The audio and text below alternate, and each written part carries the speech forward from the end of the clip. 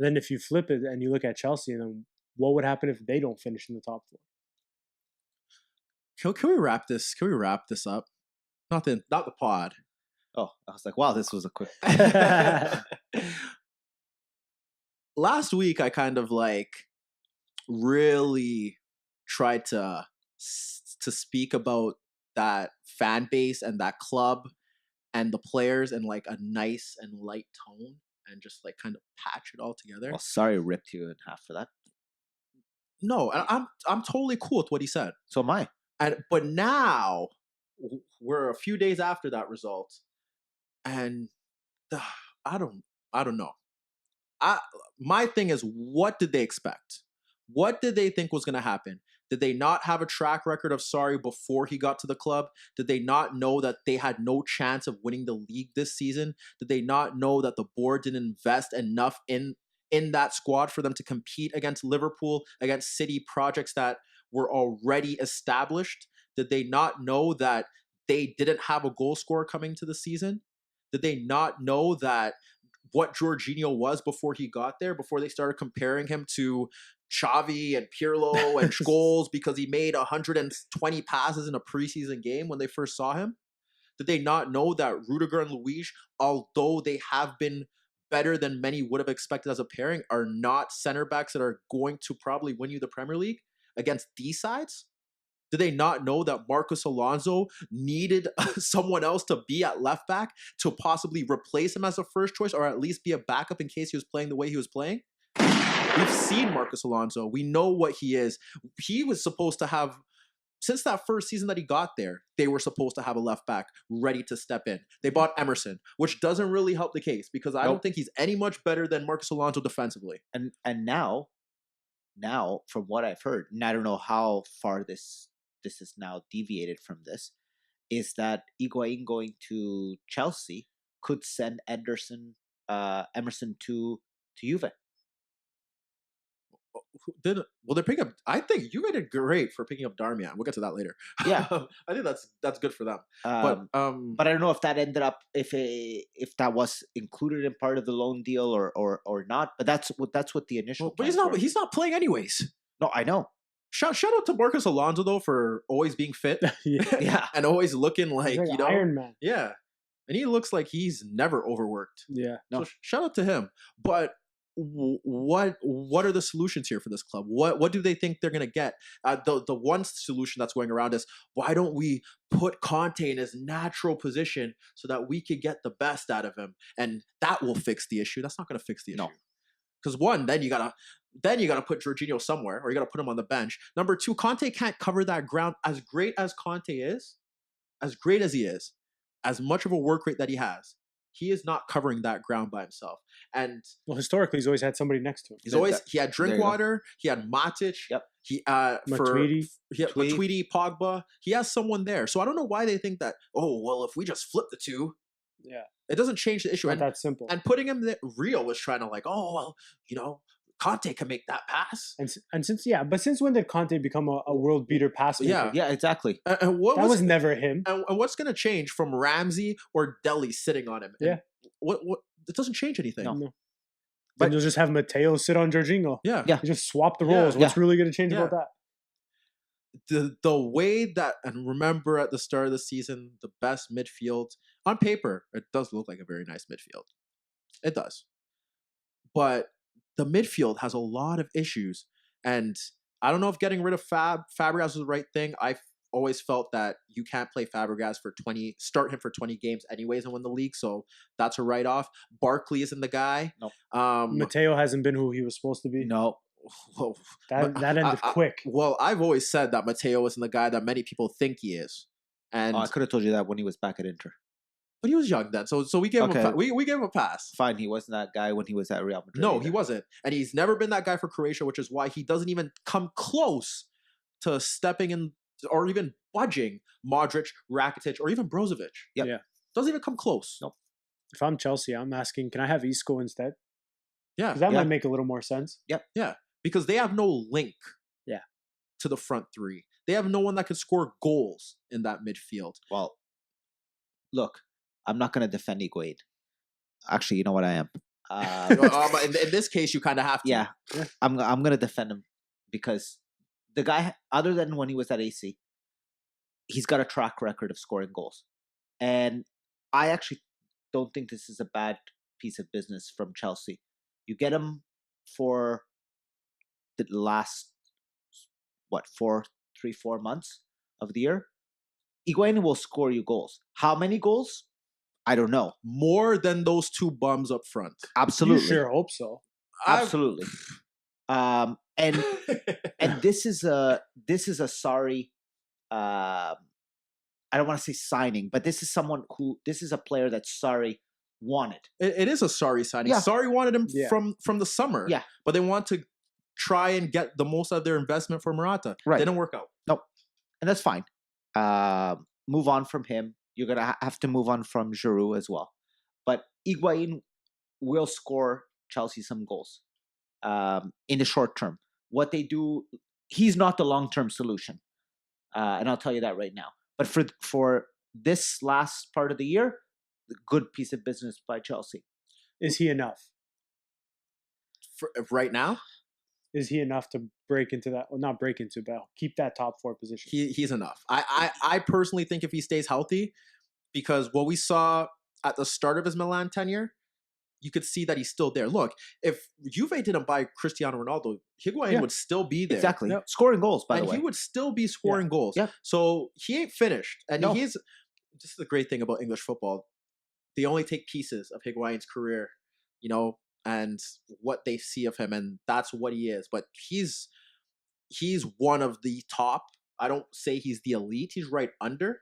At one point, he was the elite. Yes. And I want to say he's just right under the elite strikers. Look, if you look at the amount of goals he scored when he was at Napoli, when he was at Juve, Serie A is not known as a goal scoring league. It's known for it being defensive, and the Premier League is far from being a defensive league. He scored at Madrid too. Yes. So I don't think he's going to have as big of an issue scoring goals as the English media are putting him out to be. But is he the solution long term? No. He's not. He has more creative options at Chelsea. Not saying that by any stretch of the imagination are they that creative of a side, but more. Chelsea have created they've created a lot of chances this season, but just haven't had the striker to finish it off. Yeah. And I think if you put him in those situations, he would get the job done. Unless he has an Argentina shirt on. Anyways, but the thing here, it's bigger than that. Because when we look at where Chelsea are at now, I'm not surprised. I don't know if you guys are surprised. I'm not surprised. But to a certain degree, yeah. Are you? To a certain degree. I expected them to be in the top 4. I don't want to use the word comfortably, but coming into the season, if you told me, do you expect Chelsea to finish in the top 4? I'd say, yeah. We're not too far along from that side that won the Premier League. Like, a lot of those same pieces are still there, right? Yeah. So, like, the talent is there. Now, is it more of what Sarri is saying? And it's not easy to motivate these guys. Is there more egos behind it? Is that what drove Conte to not be successful with the team in his second go around? So is there more to it than just on-field ability? They got 2 managers fired. Yeah, exactly. 2 great managers fired. And that bulk of that team is the same. Yeah. But that's also a bad thing because that was how X amount of years ago. Yep. And some of them are still there and some of them haven't gone better, if we want to be truthfully honest. So and it stems from their best player, who I have a lot of issues with his ambition. And it sucks that we're doing this now because apparently he has an interview with France Football and he said a lot of things. And we're going to get to that next week, to the things that he said. I didn't see that. Saying that, all his previous managers should be frustrated with him. And, the whole, I don't know if I'm going to leave. There are reasons for me to stay. Like, I don't really care. I don't really care. He doesn't like to play as a center forward. And we could see that on Saturday. I don't know I'm not going to accuse him of not trying, but he definitely didn't look too engaged. He's got to stop drinking that Griezmann water. You're supposed to be the best. You're supposed to be the best player in the league. A lot of people think you are the best player in the league. And then you drop that type of performance. Look, I don't have a problem with what Sarri did. I actually like what he did. The fact that he brought in a translator, spoke in his native tongue so that there was no misconception on what he was saying. So for that, I applaud him. The only thing where I kind of have a gripe with him is, isn't it his job to motivate his players? Isn't that truly what he's supposed to do? He's the manager. I don't think you're supposed to motivate your players. You're supposed to organize them in a way that helps them win. But part of your job is to... Yeah, but you go into work every day being paid to work. Yeah. I'm not saying you specifically, but your boss shouldn't have to motivate you to work. That's on you. I agree. I'm not taking the blame off the players. I'm just saying, shouldn't one of his roles as a manager is to motivate the players? And I'm not talking just to motivate the players before kickoff or a day before. Like, shouldn't he be motivating his players every week? Isn't that one of the roles? If your coach has to motivate you, you're a loser. If your coach, there's a lot of losers at Chelsea. If your manager, well, this ties with United, and we'll get to that too. If you need to get motivated for that game, then there's a big problem. And a lot of them didn't look like they were in the right state of mind. And I think he's 100% spot on about them not having that will to win, being soft mentally, no real physicality in the side. It's a total drop off or a complete 180 from the Chelsea team that a lot of people grew to love when Mourinho came around. They were strong. They knew how to win. They could kill a manager, but they could win with a new guy coming in. Mm-hmm. These guys can't do that. And I really think that they would be exposed more if Conte didn't do what he did. Yep. If he didn't do what he did, then a lot of these players really wouldn't have anything to really say, because they should have never won that league. But given the way everything was around that time, they were able to get it done. And they did it in record fashion. But when we go to Fabs' point, look, you are paid to win. You are paid to perform to your best, the best of your ability. That is your job. Whether the manager plays you there, whether the manager plays you in a position that you don't want to play in, you are supposed to perform to the best of your ability. And the problem in today's age is that these players are coddled, and whatever they say kind of really goes. Mm-hmm. And the excuse is that, and I've had this thrown at me all the time, well, you can't fire all the players, so you might as well fire the manager. But that is a problem. It's fundamental. That is I'm not saying that when you say that to me that you are incorrect, but that is a problem that someone or people need to address, because these players have killed too many managers to still be there, to still be still be getting paid the money that they are getting paid. And whenever they go, wherever they're going to go next, it's not going to fly like that. Especially when I look at Eden, you want to play for a big club and you want to perform like that and think that you're going to get that big move. If I'm Madrid, why would I want him? If he was at any other club, would he be on the bench right now after these performances? I know if he's playing for Klopp or he's playing for Pep, he's not taking interviews where he's saying my dream's to play for Real Madrid.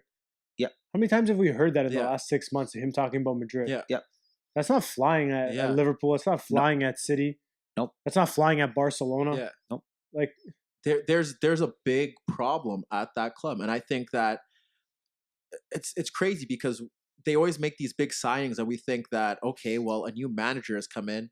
Perhaps there's going to be change. Look, there's going to be no change. There's going to be no change. The thing about them is that, yeah, you got Jorginho, but what else did you get? You can't expect to win something when you give the manager one player and there are still issues within that squad. You still didn't give him a center forward. You knew you had an issue with forwards last season. You know that the defense isn't that great. You know that that you need a right winger. You needed one for years. I still think you need a fullback, if not two. Yeah. Yep. I don't think Azpilicueta should play day in and day out as a right back. No. I think in a back three he works and he plays that position well. He's been morphed into somewhat of a center back. Exactly. So that's what he is. So there are big issues with this squad, and these fans and these players think that firing Sarri is gonna save them. Nope. Sarri's their best chance of them getting back to where they want to be. You can't continue to fire manager after manager after manager and then still blame the manager. And then wonder what's wrong. I told you, I've been waiting for the day that eventually managers get together and say no. No. You know who's flying that flag? Mourinho. Yeah. He's going to be the guy who flies that flag. Yeah. Which is another thing that kills me is that the media is giving Sarri a pass now of him calling out players because he didn't use anybody's name. But 2 months ago, when Mourinho was using names, doing the exact same thing Sarri's doing, he didn't get a pass. Yeah. So, well, some of them are still killing him. Like Rio and them were killing him. That's not the way that you're supposed to do it. They'd like it in house. I don't care. No. If Sir Alex called him out, he would have kept his mouth shut and not said a goddamn thing. Absolutely. He would have not said a thing. He would have known his place where to stand. Yeah. But that's the problem now, is that the players have become bigger than the club, and the players could do whatever they want and get away with it. And it's what makes me upset is that the players that are doing this, they're all of the new age, and none of them have done shit. They really, none of them have done jack. Like if it was like a Luis Suarez or a Cavani or a Lewandowski here, kind of pulling those shots and saying this and saying that, I'd be like, okay, like you're still kind of wrong, but you've done something. You have a little bit of clout. Yeah. There. Wow. There. You have something. You got something. But they've done nothing. Nothing. I don't care when you won the Premier League. Okay? And it's just a big problem with this football club. And the faster the fans are complaining about Sarri ball, look, Sarri ball cannot be played with these group of players. So they're asking for Sarri to work, to find a way to get these players to work. And that kind of is his job. To be the pragmatist. Did Sarri sign up for that, or did he sign up to impose exactly. Sarri ball the way he wants? Exactly. Yes. No. Exactly. And that's what the fans need to know. Because if they knew anything about this guy before he came in, they would know that this is not how it's going to go. Okay? Yes, he's trying to finish in the top 4, but if he could get that system implemented and bring in the players that he wants next summer, that don't matter to him. He's trying to be there for the long haul. He's trying to improve the club for the long haul.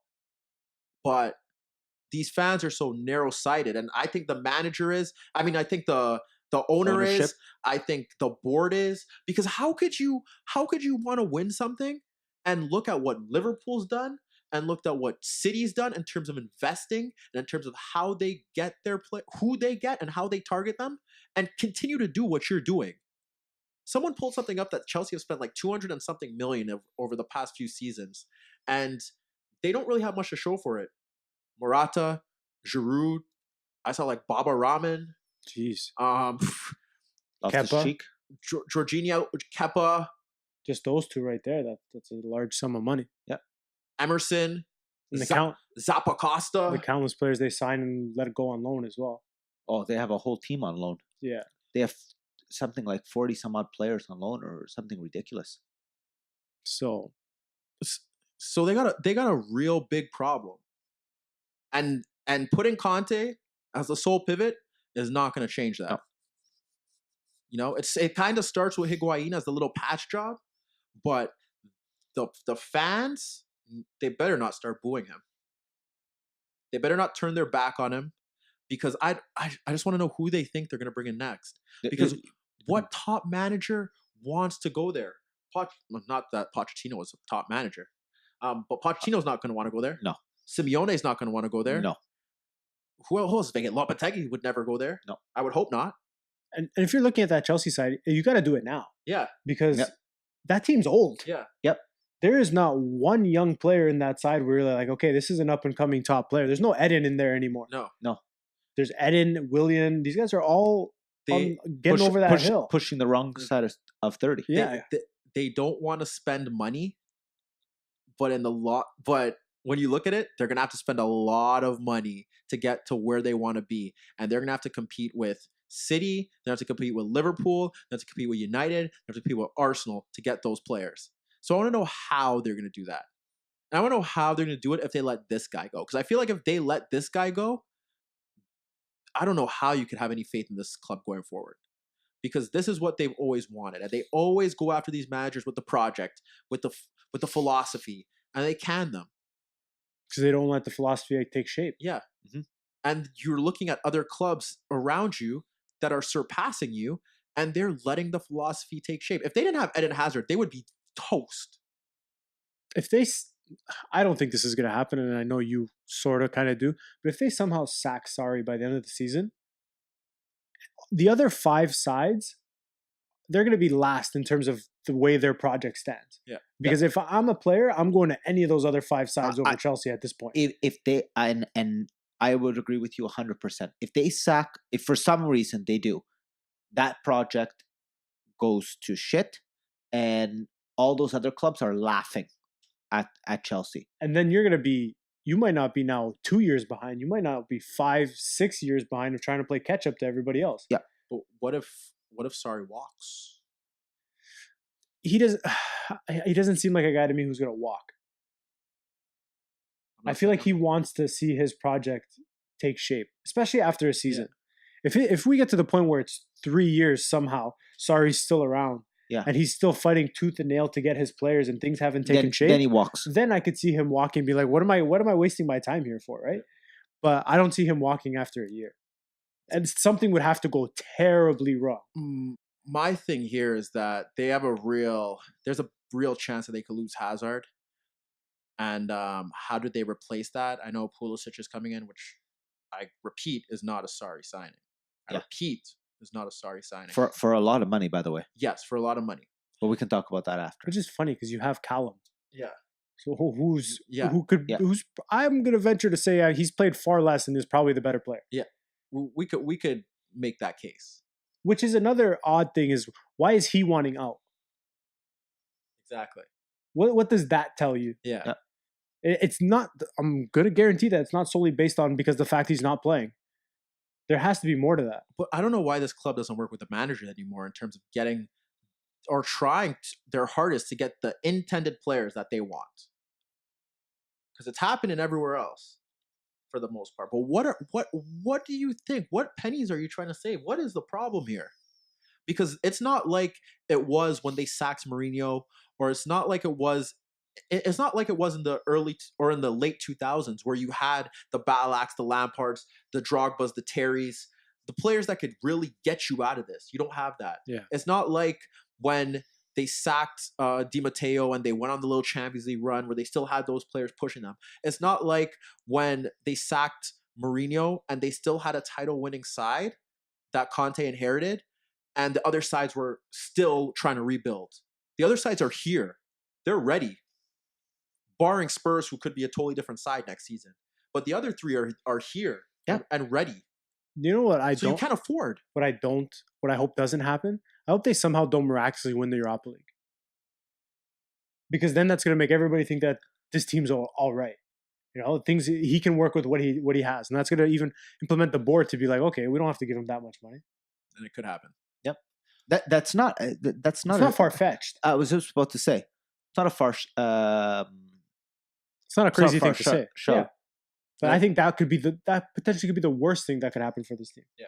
And in most cases that ends up happening to this team. They are just, my thing is that when I remember playing soccer at a high level in this small little province, I remember I had a coach that we'd play a 90-minute game and I would play 4 or 5 different positions in that one game, which is a bit unorthodox. Mm-hmm. But at the end of the day, it's either you do it and you play, or you refuse to do it and you don't play. Yep. Yeah. And you do whatever you do so you could get more playing time and so that you could win. Yep. I was in a similar situation where same level, and the coach asked me to play left back, right back. And at the time I was a midfielder. I never said to him no, because I know if I said no to him, my ass was on that bench and I would never be coming off. So I did. Yeah. Did I make mistakes? Yeah. But I never second guessed the coach. I put everything I could into playing that position. Yeah. And I've been in positions where I played for coaches or managers where, I probably wasn't getting the fair amount of minutes that I felt that I had, and I felt like, wow, like you feel like your morale is down. So I could get where those players are coming from, but at the end of the day, when you look back at it, you're like, man, why? I'm an idiot. Like if I'm playing this certain amount of time, I play my socks off and do what I got to do for the team to win. But a lot of these players, and it's fair because I played in sides where I've got to play in the position that I wanted to play in. Did they do very well? Not as good as the other clubs where I had to play a role. But a lot of these players are coddled. They think that they are better than they are, and they want to play a certain way. And because that's the way they've been developed throughout their youth system up until this point, they feel that if they're not playing a certain way, if they're not playing in their certain position, then they're not going to play. Yep. And they could get away with it now because boards and ownerships are sacking these managers because they feel like they can. Because the investment that they put into these players. The player is much more than a player nowadays. Yes. Mm-hmm. A player's a brand. A brand. That's what it is. You're not going to sack Eden because there's 5,000 people who in the stands who just came to see Eden. Yep. Yeah. And the same can be said with Pogba. The same thing Eden, Griezmann, Paul, all these guys. Same thing. Oh, Nike, United has an Adidas kit. Paul is part of the Adidas brand. Yeah. Look, let's play Paul. Let's be honest. Do you think the reason why Pulisic is coming? It's all the American stuff. Exactly. Yeah, we know. That was the first. You paid $60 million for a kid who's not even playing. Yep. He barely gets minutes. 70 million, I heard. Whatever it is, 67. It's anything in excess of 35 is, I think, is too much for too him. much. Yeah. I don't care that he's 22. I don't care what his short stints where he's been. That's way too much. But and I don't want to stay too much more on this on these two teams, but I feel bad for him because he's going to come into this league, a new league, with that price tag on him, and if he doesn't start off well, you want to talk about pressure on a kid's shoulder.